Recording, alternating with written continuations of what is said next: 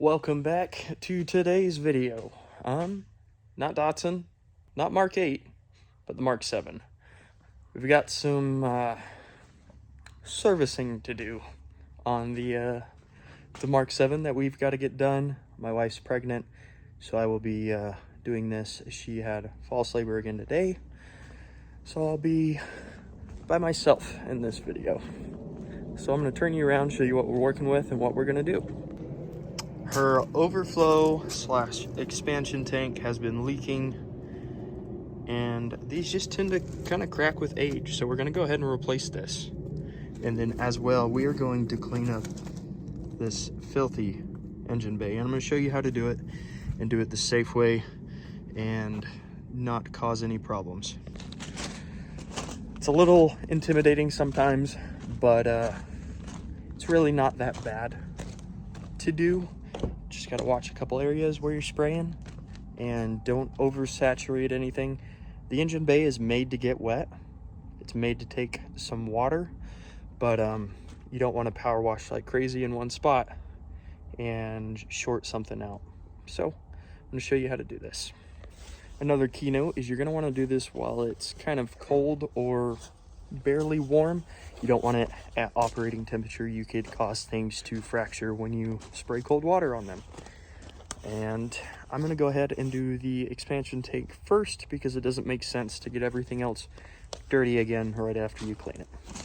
So this is our new expansion tank. It is a little bit darker than the old one, but it's got the new prong sensor on it. It does not come with a new lid, which I'm a little bit sad about, but it seems pretty straightforward. We're just going to unclip that hose. There's going to be one down there, as you can see, and then that should just pop right out, and we can go ahead and throw the new one in. Now, before you throw anything away, go ahead, make sure that your part fits, because if you throw it away, I guess you could dig it out of the trash, but if you break it, then you're kind of going to be SOL. So this is going to fit in like so, just right in those tabs. That plug is going to plug into your prong sensor, which is your coolant level sensor in these cars. If it goes below the prongs, then it throws a warning. And then I'm going to go ahead and do a complete flush on this and just start off with new coolant. While you've got things taken apart, it's not a bad idea to do so. It is rated for 5 years or 150,000 miles, whichever comes first. If you're this far into it, you might as well spend the extra 40 bucks on coolant and go ahead and get it taken care of. So now what we're gonna do is fill it back up, burp the system, and then go ahead and clean the engine bay and get it all taken care of. Also, as a side note, on a scale of 1 to 10, if you had to do this on the side of the road, I'd give it a 1, as long as you have a pair of pliers to get these worm clamps off with.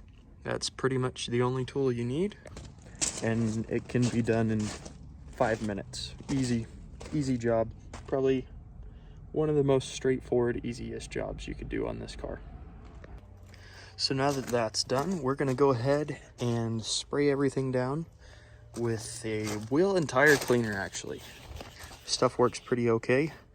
It's pretty aggressive, so what it'll do is go ahead and eat any of the crud that's actually on your engine bay, engine cover, and everything around. What we are going to do, though, is cover up our filter and do our best to stay away from the battery and the ECU and fuses and all of that. That's the stuff that we do not want to soak and get really wet. We are also going to start with the hood itself. That way, any of the crud that comes off there and drips onto the engine, we can just go ahead and wash off instead of doing this first and letting everything drip onto it. We can go ahead and do this last, the hood first, get everything off, and then we are going to spray everything this side of the battery and ECU. Then I've also gone ahead and wrapped up the filter with some bubble wrap just to help keep water from getting in there. So we are going to start off with this spray, go over everything one more time, then we will use the foam cannon and spray everything down. And then from there we will use our brush, scrub into everything up here, come down to the engine bay, and work our way around. And then from there, we will just hose it off lightly and try not to oversaturate anything. If you can do your best not to oversaturate anything, it'll minimize the chance of you doing any damage. Let's get started.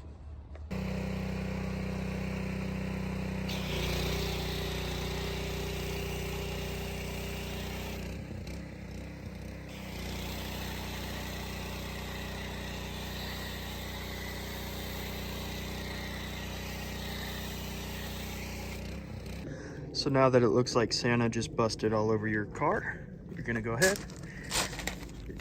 take your brush, go through, and just kind of work it all in. What you're wanting to do is make sure you're getting all the really dirty, filthy spots, and just work the soap and the foam all into that. So that way, when you come through and just rinse it off, all of the dirt and the grime will fall off with it. So I'm gonna go ahead and do that, and then we'll rinse, and I'll show you a little bit on the engine as well. So we got that worked into the hood pretty well. We're gonna move on to the engine bay. What I'm gonna start with is just this valve cover. Kind of work my way through that, trying my best to get into every piece of it. And just scrub as long as you need to. If you need more foam, like I said, try not to saturate something too much, but just wave over the engine bay and don't spend too much time in one area to avoid causing damage to any of your components, your electronics, anything like that. We are now mostly done. What I'm gonna do is do one more pass with the foam, scrub it a little bit more. There's a couple spots I wanna get a little bit deeper, and then we'll go ahead and hose it off, and then I will dress it up with some interior dressing, but what it's based with will work really good for the plastics and the silicone in the engine bay. So now that we've got this about where we want it, we're gonna go ahead, detach the foam gun, go with a larger sprayer, our 45 degree. That way we're not focused on one spot. Clean everything off and go ahead and dress it up and let that sit overnight.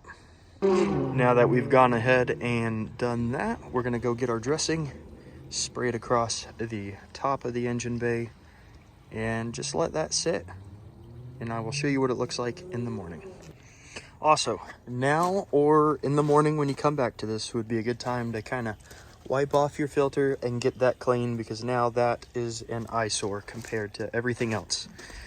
So this is all dressed, ready to go. I'm gonna shut the hood, wash the rest of the soap off the windshield, and just let it sit for the evening. So it is now the morning after. We're gonna go ahead and pop the hood and take a look at how it turned out.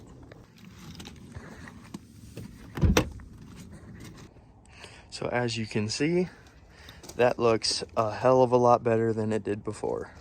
Got a lot of the grime off. There's a couple spots down in there that I didn't want to stick the pressure washer all the way into. Probably end up washing it again in the upcoming months, but this turned out pretty damn well. The hoses look nice, engine cover's nice, everything's been nice and cleaned. All the dirt is off back there. That shield is now clean instead of being gummed up with grease and oil. I'd say this is a success. Now what I'm gonna go ahead and do is just start the car. That way I can make sure everything is still good to go. Sounds great, and we are getting to that next. So thank you all for watching. What's that? This will probably be the last video you get for a couple weeks, just because we are getting ready to have our little girl this week. So that's exciting, and I'm going to be taking time to be with my wife and be with my new kid. So thank you all once again for watching. Like, comment, subscribe, and I'll catch you next time. Peace.